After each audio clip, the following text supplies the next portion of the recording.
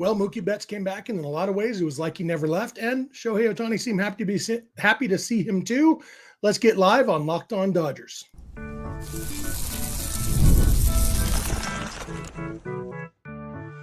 You are Locked On Dodgers, your daily Los Angeles Dodgers podcast. Part of the Locked On Podcast Network, your team every day.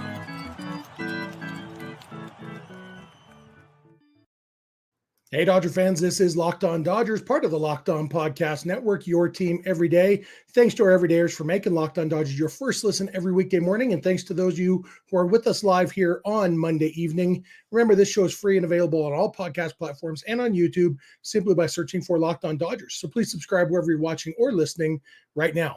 If this is your first time with us, my name is Jeff Snyder. My normal co-host is Vince Semperio, although it's just me tonight. Vince and I are both lifelong Dodger fans, just like a lot of you.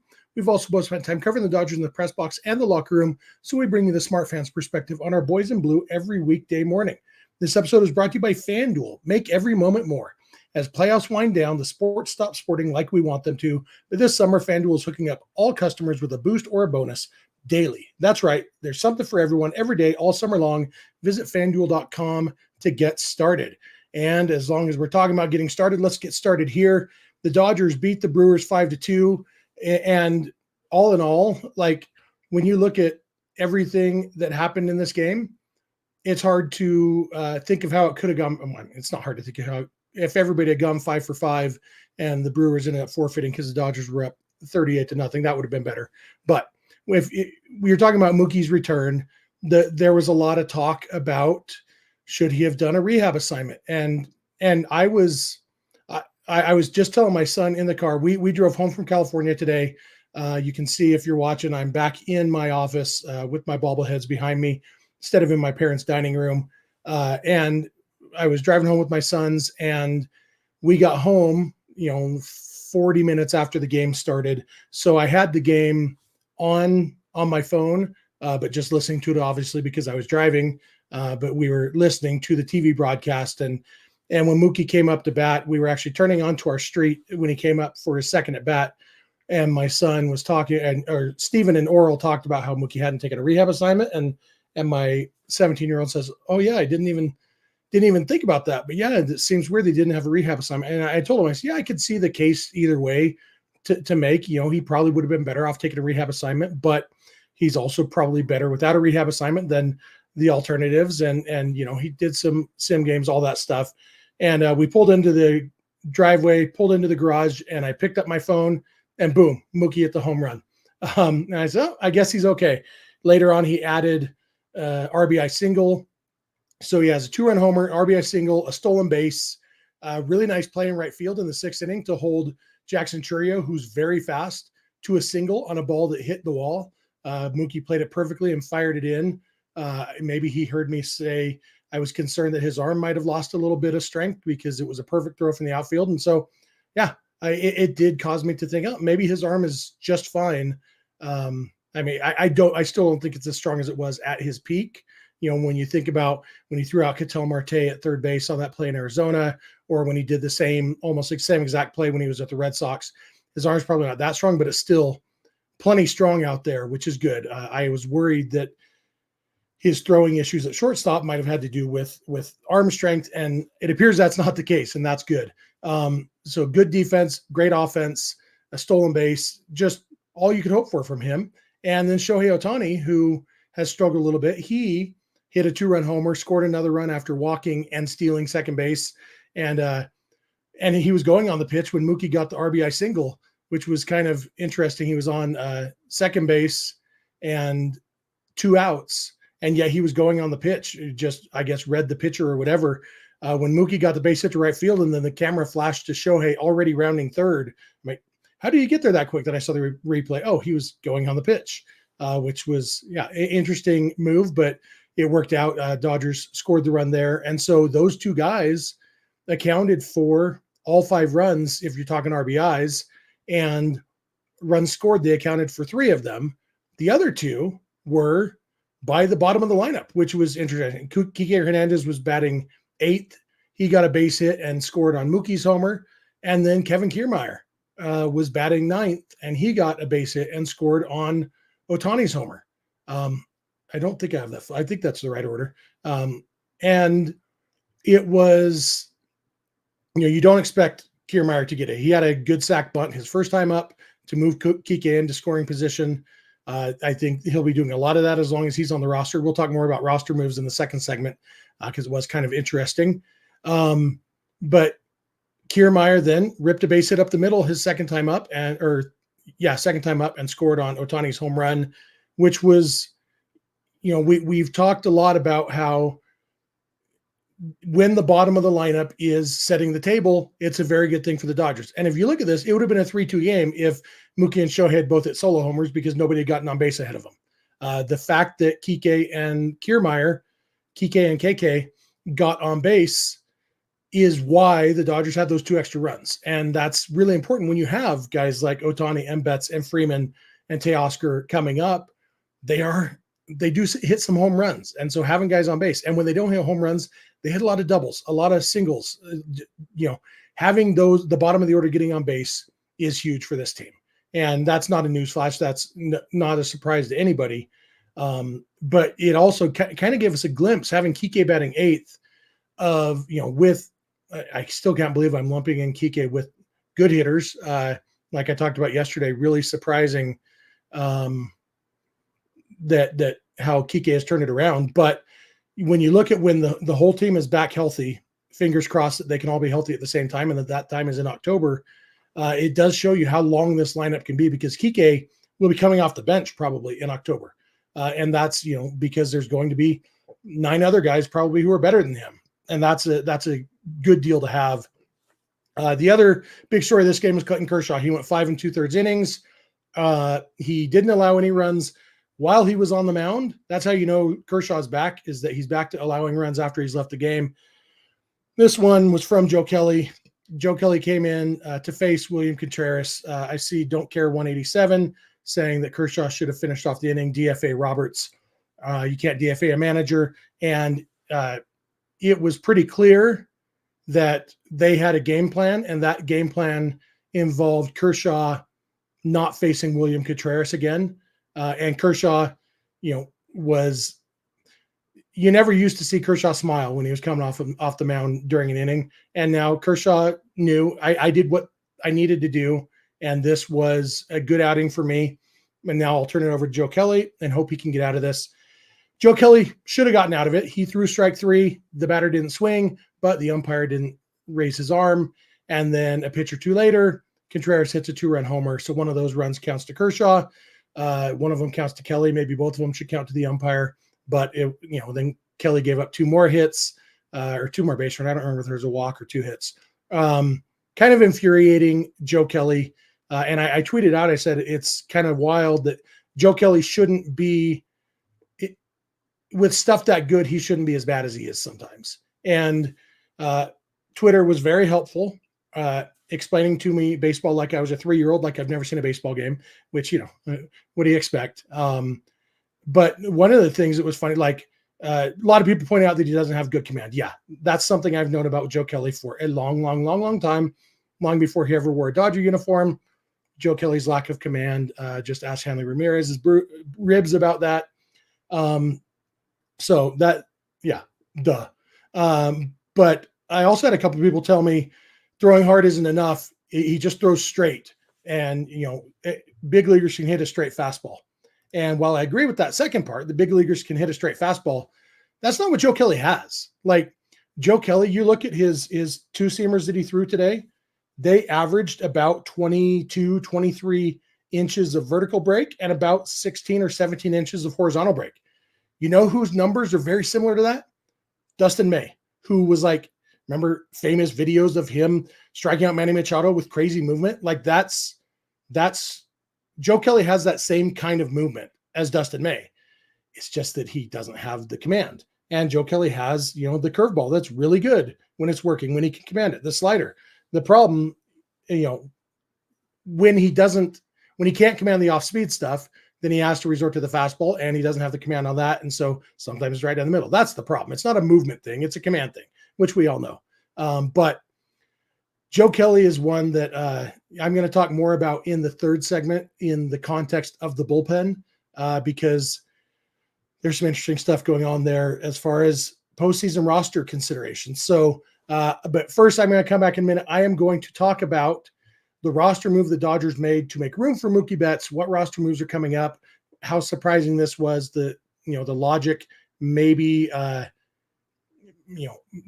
logic behind doing it, all that stuff. So thank you for making Locked On Dodgers your first listen, and please keep it Locked On Dodgers.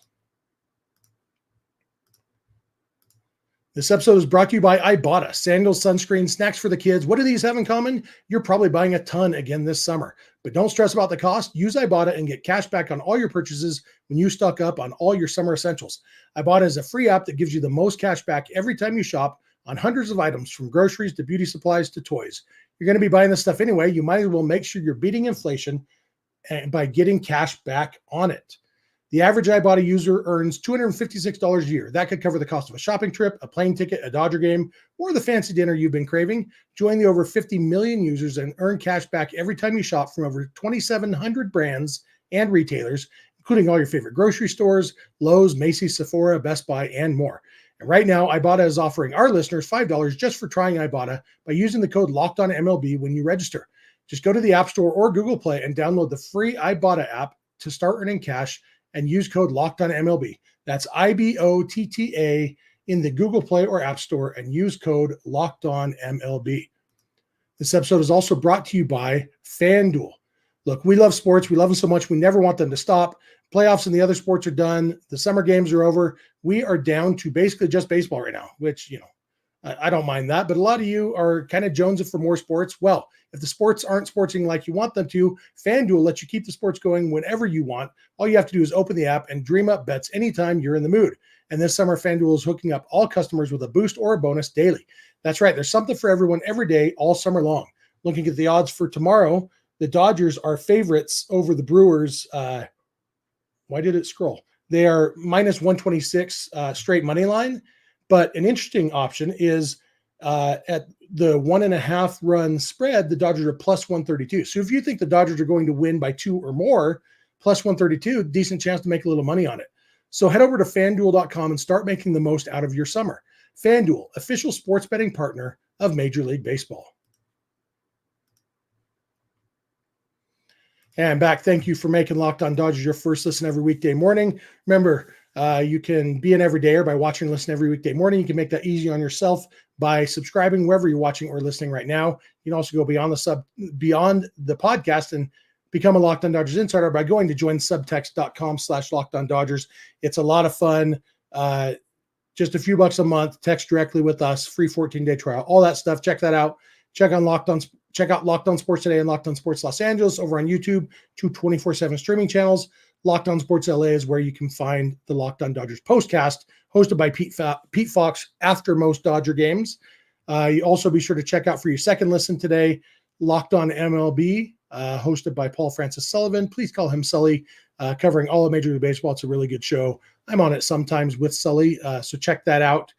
And remember, you can catch every pitch of every Dodger game on SiriusXM or the SXM app just by searching for Dodgers.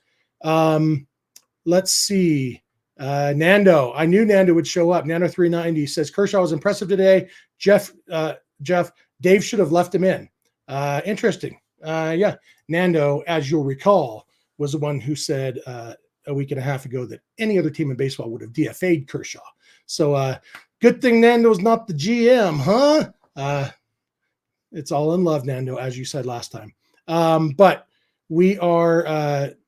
It's good the Dodgers won. It looks like the other teams didn't help them out. The Pirates and Padres were scoreless for a long time, but it looks like the Padres have did they win? Yeah, they won 2-1. And the Rockies were up on the D-backs for a while, but the D-backs ended up winning 5-4. So Dodgers don't gain any ground in the division on those two teams. The Giants are currently, as I'm recording this, they are currently losing 1-0 to the Braves in the 10th inning. But, so anyway, Dodgers win, and all they can do is take care of their own destiny. But before this game started, when the Dodgers activated Mookie Betts, we knew a roster move was coming. We didn't necessarily expect the roster move we got. The roster move we got was the Dodgers DFAing Amed Rosario. And I was driving, as I mentioned, we drove back from California today. We were in Mesquite, Nevada, And my son was, checking social media or whatever. And he said, the Dodgers DFA'd Amed Rosario. And my brain heard Nick Ahmed. I heard the word Ahmed and I said, oh, yeah, that's not surprising. And he said, it's not. And then wait, what name did you say? Amed Rosario being DFA'd. In Bill and Ted's Excellent Adventure, they quote Socrates, or Socrates Johnson, as they call him, saying, true wisdom consists in knowing that you know nothing. And that's us, dude. I am a believer in that. And Socrates didn't actually mean that we don't know anything. Socrates' point was, maybe you don't always know as much as you think you do. And that is something that I try to live by. Basically, when a decision is made that I don't agree with or that I don't understand, I make a conscious effort to have my first thought be, okay, what am I missing? And try to look at it from the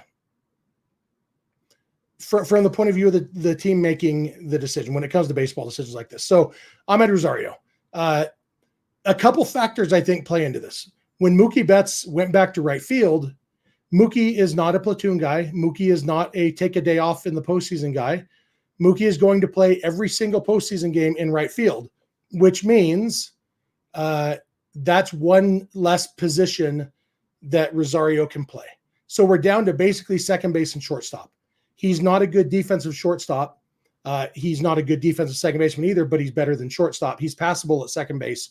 He's pretty bad, worse than Mookie Betts at shortstop. And so you're down to basically second base. And what I told our insiders when I texted is, it seems to me like what this means is that the Dodgers believe that Kike Hernandez's glasses actually fixed him. And I don't think that's an absurd thing to think. When a guy can't hit and then gets glasses and can hit, I think it's reasonable to think, hey, the glasses are helping him hit. I don't think we should expect too much from Kike.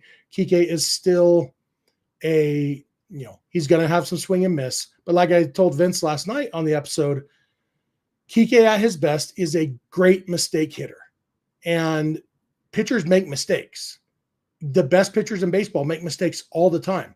And Kike has always been a guy who could hit those. And that was the big difference this year. He wasn't punishing mistakes anymore. If Kike with glasses is back to punishing mistakes, that means that if there's a tough lefty on the mound in the postseason, so you don't want Gavin Lux in the starting lineup, boom, Kike Hernandez at second base, way to go. Or you want to give Muncy a day off against a lefty, boom, Kike at third base.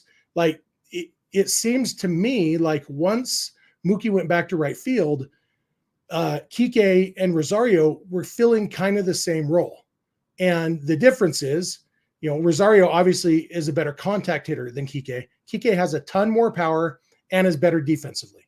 And so that's the difference there. And I think that it's probably as easy as that. That Tyler has a comment here saying he had seen that maybe Rosario was still upset about not making the postseason roster last year. So maybe he wasn't happy about being back with the Dodgers this year. All of that speculation. I don't know. It could be, but I don't know Amed Rosario. I don't know anybody personally who knows Amed Rosario personally. And so who knows how much of that there is. It seems to me like, and I guess another thing I saw, I know I'm kind of rambling here, but there's a lot of stuff going on in my head. Another comment that I saw was, how did Amed Rosario get cut instead of Nick Ahmed or Kevin Kiermaier? Because he's a better hitter than those two guys. And defense matters, but also this is the first of three moves. I was a little surprised that they went this route because they didn't need the 40-man roster spot.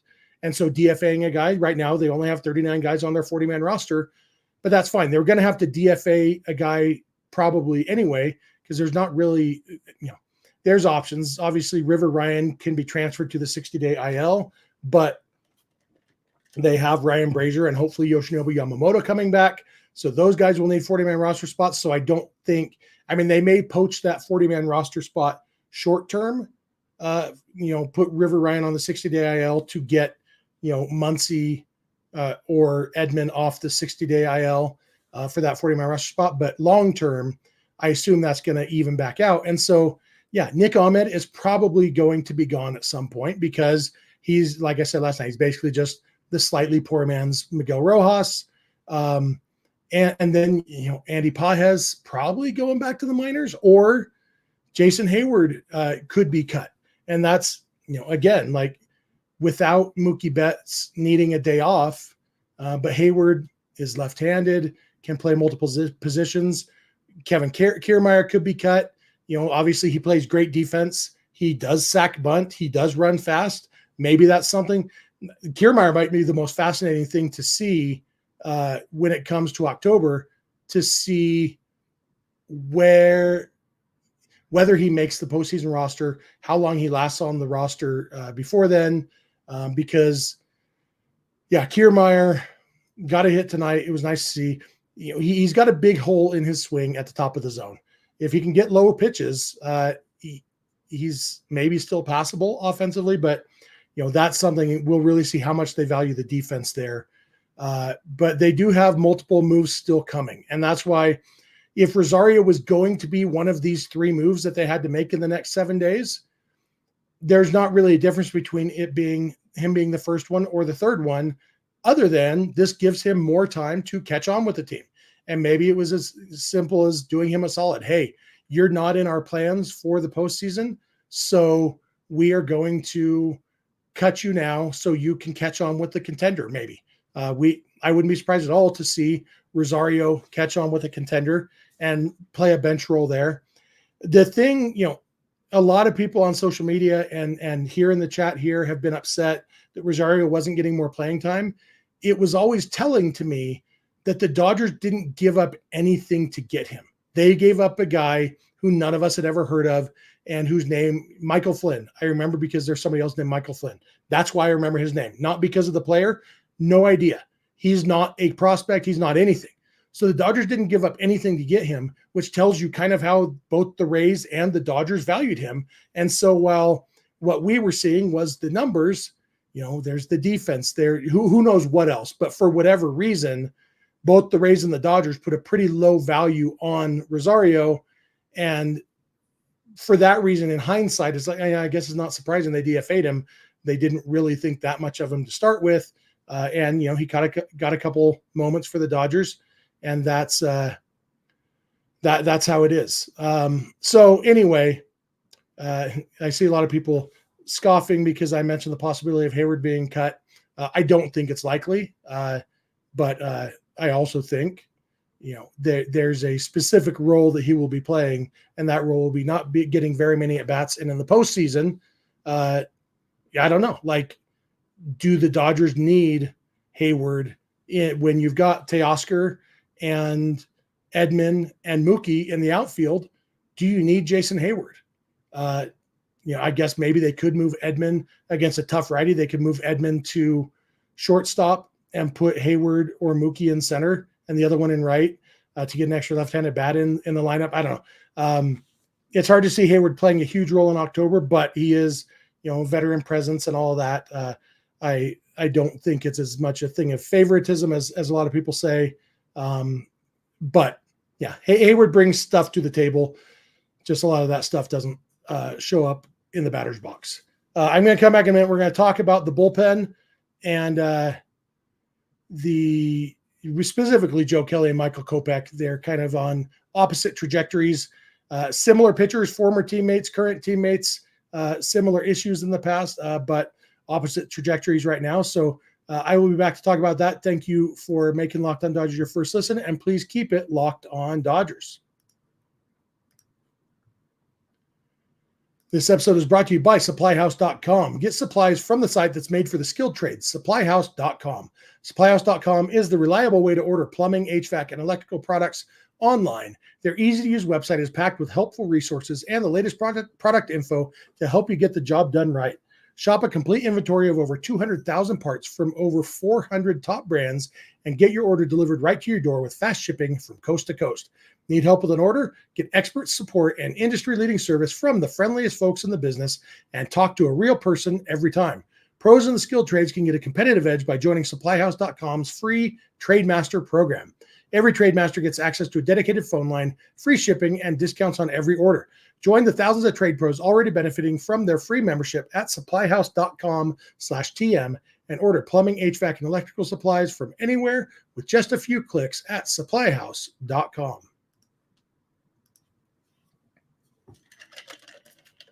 And back. Thank you for making Locked On Dodgers your first listen every weekday morning. Remember, you can become an everydayer by watching and listening every weekday morning. You can make that easier on yourself by subscribing wherever you're watching or listening right now. Thank you for being here live with us. If you are, we appreciate that. Thanks to our everydayers. Remember, you can become a Locked On Dodgers insider by going to joinsubtext.com/LockedOnDodgers. You can catch every pitch of every Dodger game on SiriusXM or the SXM app by searching for Dodgers. And you can check out Locked On Sports Today and Locked On Sports Los Angeles on YouTube. With that said, the bullpen here, we saw Joe Kelly come in the 6th inning. Like I said earlier, I disagree with the people who say that Kershaw should have been left in. They clearly had a plan. I am always in favor of sticking with a plan in the regular season. I think you need a little more flexibility in the postseason, but in the regular season, if you've got a plan that the pitcher and the manager and the pitching coach all agree on, and you're up 4-0, there's no reason to push that. Contreras had put probably the best swing of the day on Kershaw. Contreras is a very good hitter. Let Kershaw leave on a high note, et cetera, et cetera. Joe Kelly came in, and somebody asked me on Twitter, what's the logic for bringing in Joe Kelly here when he is one of the less good relievers on the roster? And I said, I assume the logic is we trust him more to get 1 out than to get 3 outs. And he did get 1 out. It only took him 4 batters. It could have been the first batter. If we had robot umps, Joe Kelly would have struck out the first batter he faced. And we would have said, wow, that's 2 good games in a row for Joe Kelly. He didn't. And, obviously you have to bounce back from that. Joe Kelly was also on the mound when the umpire messed up on Friday or Thursday in the Phillies game. And then Joe Kelly imploded after that. I guess Kelly wasn't on the mound. Vesey was on the mound. Kelly came in and lit it on fire. So a couple times in the last week, umpires missed a call that should have been in an inning. And Joe Kelly then said, well, I got this match. Don't know what to do with it. There's a dumpster with some garbage in it. I'll light it on fire. Joe Kelly did have a good game on Sunday night. 1, 2, 3, 2 strikeouts.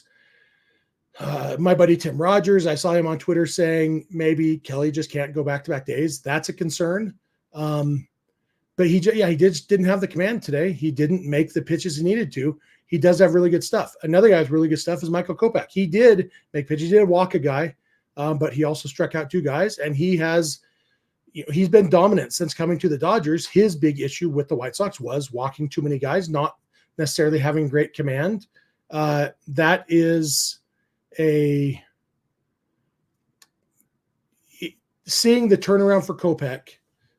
His stuff is better than Joe Kelly's. He throws a little bit harder, just more of a power pitcher. Joe Kelly has that 100-mile-an-hour fastball, but he doesn't pitch like a power pitcher. Kopech, he's got that cutter that's ridiculous to pair with that fastball, but Kopech is a little bit more of a power pitcher mentality, if nothing else.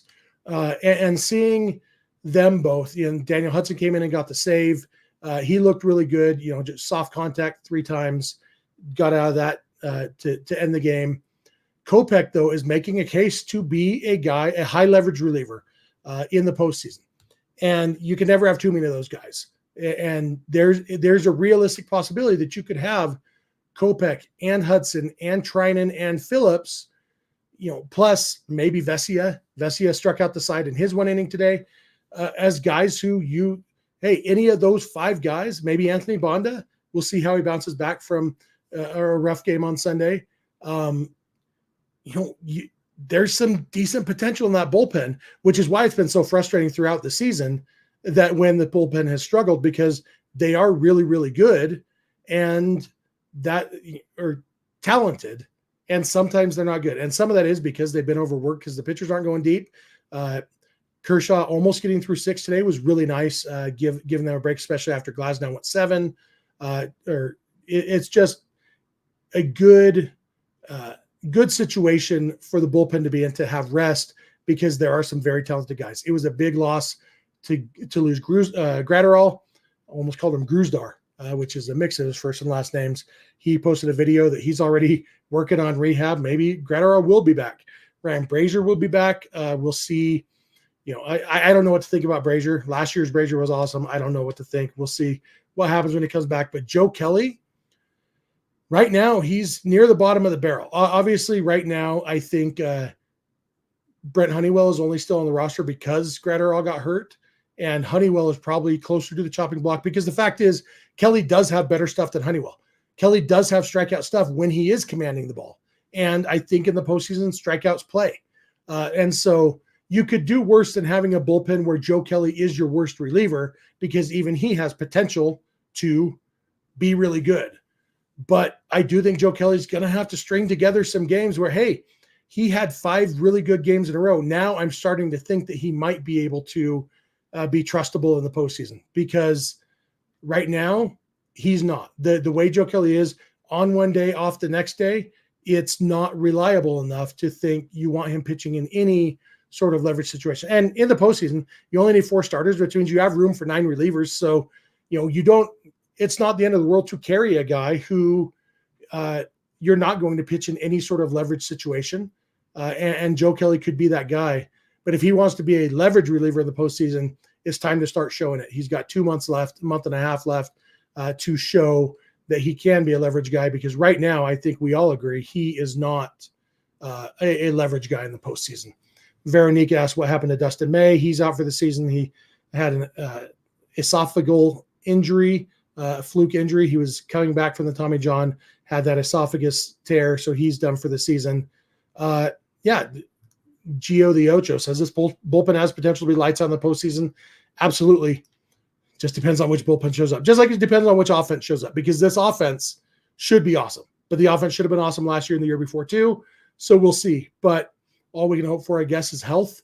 Health will help everything. And then I am hopeful that this 2-month break for Mookie will have him a little fresher in the postseason. That maybe Freddie will take some more time off and, a game here, a game there, be a little more fresh if freshness is a thing. I don't know. We'll see. It's going to be something that makes us nervous no matter what until it doesn't. But that's it for me for today. Good win for the Dodgers to start this series. They have Gavin Stone going against Colin Ray. Not my favorite country singer, Colin Ray, but Colin Ray, the pitcher, who spells it different. I do have a Colin Ray baseball card here on my desk somewhere because I want to get it autographed by Colin Ray, the singer, someday. But hopefully the Dodgers can treat Colin Ray like the Colin Ray he is. Treat him like it was a country singer pitching instead of a pitcher. And then we will be back. Vince and I should be together tomorrow, I believe. I thought I might be gone tomorrow evening, but looks like I'll be around. So hopefully Vince and I together after the game tomorrow. So be sure to check that out. Thank you for making Locked On Dodgers your first listen. If you're not an everydayer, it's easy to become one. Just watch or listen every weekday morning. Make that easier by subscribing wherever you're watching or listening right now. Be sure to check out Locked On Sports Today and Locked On Sports Los Angeles, the 2 24/7 streaming channels on YouTube from the Locked On Podcast Network. Locked On Sports LA is where you can find the Locked On Dodgers postcast hosted by Pete Fox. It's more of a game recap show. This Locked On Dodgers is more of a bigger picture kind of thing, not just we don't recap the game. We talk about the game, obviously, but it's not a recap show. The postcast is more of a recap show, so be sure to check that out. Remember, for your second listen, check out Locked On MLB, hosted by Paul Francis Sullivan. Please call him Sully. Really good show covering all of Major League Baseball. You can go beyond the podcast and become a Locked On Dodgers insider by going to joinsubtext.com/LockedOnDodgers and catch every pitch of every Dodger game on SiriusXM or the SXM app by searching for Dodgers. You can follow us on Instagram, Twitter, and TikTok at Locked On Dodgers. Vince is on Twitter at VinceSince91. I'm on Twitter at Snydog. DMs are open in both of those places. You can also email us, lockedondodgers@gmail.com, or send us a voicemail or a text message to 323-863-LOCK, 5625. We are here every weekday morning, and we hope you'll be here with us. When you get in your car or sit on your couch, tell your smart device to play podcast Locked On Dodgers. And remember, you don't have to agree. You just have to listen. We'll talk to you tomorrow.